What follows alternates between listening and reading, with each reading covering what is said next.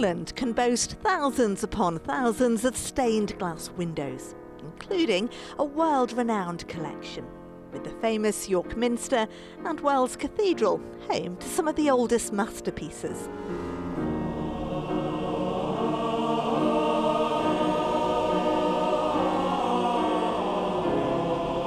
But when it comes to the nation's favourite, you have to travel much further north, to a city better known for its Roman history than its 900-year-old cathedral. It's accessible.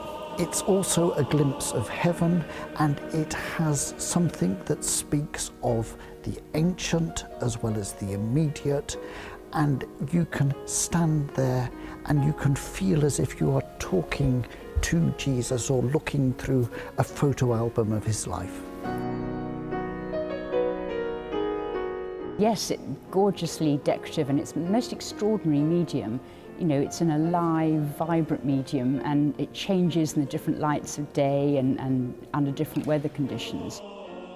So many of them are also sort of fabulous teaching aids. So we have here, you know, the story of Christ, and we also have the Last Judgment. And I think it would be really helpful if we did a little bit more and help people interpret them.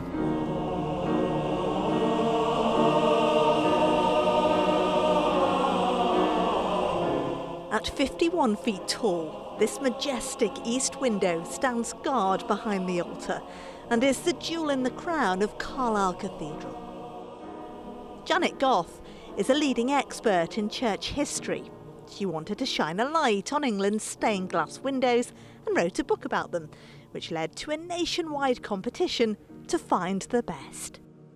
So the Association of English Cathedrals took these wonderful windows and decided to put them on social media over Christmas, and they got a remarkable over 100,000 likes. And they took the 12 most favourite ones and they invited the public to vote on their favourite cathedral. The competition was phenomenal. I was expecting them to be good, but they were absolutely spectacular. And they cover all centuries spanning 900 years.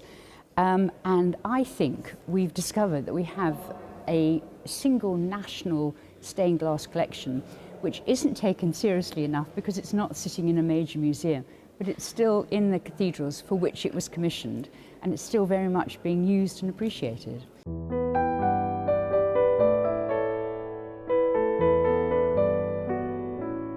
I've been to this cathedral many times, but I have to confess I've never studied or looked closely at this window and what the glass inside represents. But every panel tells a story.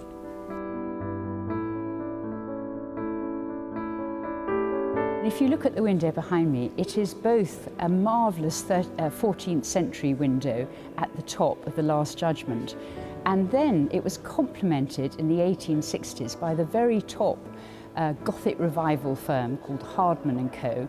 And the guy in charge was actually the son-in-law of the famous Augustus Pugin, who very much drove the Gothic revival. Look at those gorgeous colours and those fantastic narrative scenes, and they complement the windows above, in that the story below, above it's the Last Judgment, and below it's the story of Jesus or Christ. This cathedral has been around since Norman times, but there was a terrible fire in the city which was very much this end of the cathedral, and that burnt down the whole east end of the cathedral. So they rebuilt the cathedral from the fire was, I think, something like 1292. But it didn't happen very quickly, partly because of all the wars with Scotland and also other disasters. You referenced the terrible Black Death, which came to this country first in 1348. So we had 10 years of it. So it's a depiction of the Last Judgment, which you often see at the other end of cathedrals and church buildings.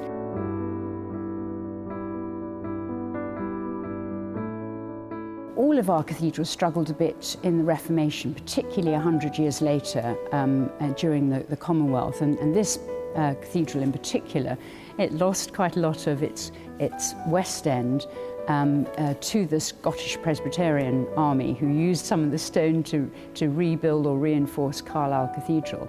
And it wasn't very well looked after this end either. And by the 19th century, it wasn't in a great state. And this window in particular, the top parts there's more medieval glass surviving in the top parts, partly we think because it was harder to reach and they hadn't been bashed out by the Puritans or the Scottish Presbyterians or whomever.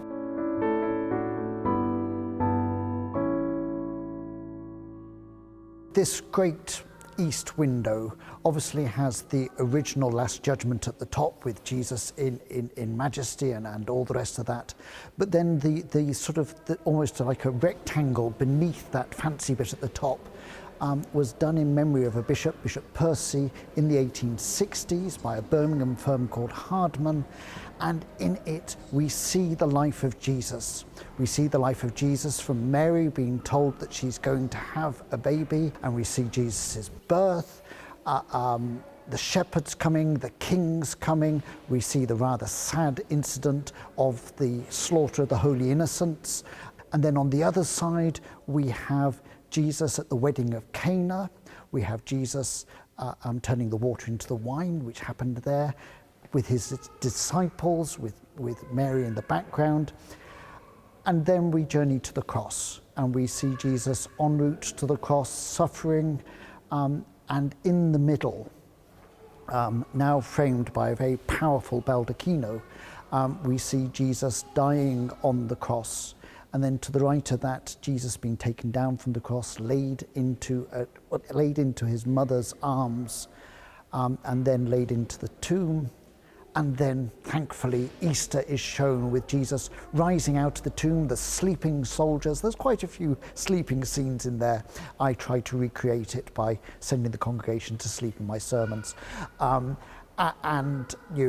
experiences of people meeting Jesus, from Mary Magdalene meeting the risen Christ, the two people en route to Emmaus, scenes from the Bible that we know about, and then Jesus ascending into heaven, which is heading back up to that scene of judgment, and then to the right of all of that, the descent of the Holy Spirit on Mary and the disciples, and there are little tongues of fire resting on their heads. It's the whole of Jesus' life in one picture that you can spend time and see little details in.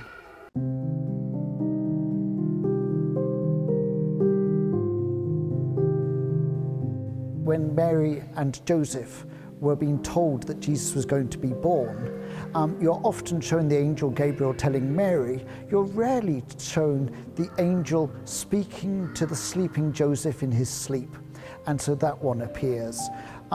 Later on, the three kings, the Magi, those mystical three wise men that come and present their gifts of gold, frankincense and myrrh, in the Bible we're told that they were warned in a dream about Herod's plans and went home by another route. And here we see the angel speaking to the three sleeping kings. We also have another scene where Jesus is teaching in the temple as a child, surrounded by lots of old men. And again, that's an unusual scene. There's another stained glass window in the cathedral which shows Jesus in Joseph's carpentry workshop. But when that was proposed, to have Jesus, I think, with a broom, people said, but we don't know that he did manual work. Well, within 10 years from that window being made to this one, they've actually realized that Jesus being God with us actually includes him being someone who works and does something, and he's shown with a long saw sawing away at the wood. Carlisle Cathedral is a Church of England cathedral, and in the 19th century there was still very clear divisions between Roman Catholics and Church of England, thankfully not quite so stark nowadays. But there is a depiction of St. Veronica, who, tradition has it, wiped Jesus' face, and the imprint of his face goes onto a veil, onto a piece of cloth. And in this window we see St. Veronica holding her cloth with the figure of Jesus' face on it, resonant with the Turin shroud image. and this was very popular in Catholic circles, but I've never seen it in a Church of England setting before.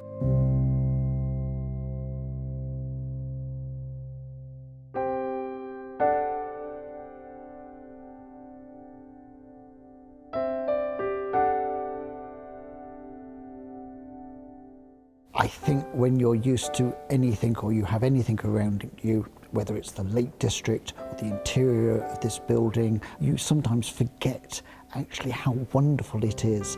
And it's been a joy to have people either say, well, I knew that Carlisle Cathedral existed, I've not been here, so they came in as a response to all of this, or they've taken another look and gone, yes, that really is wonderful.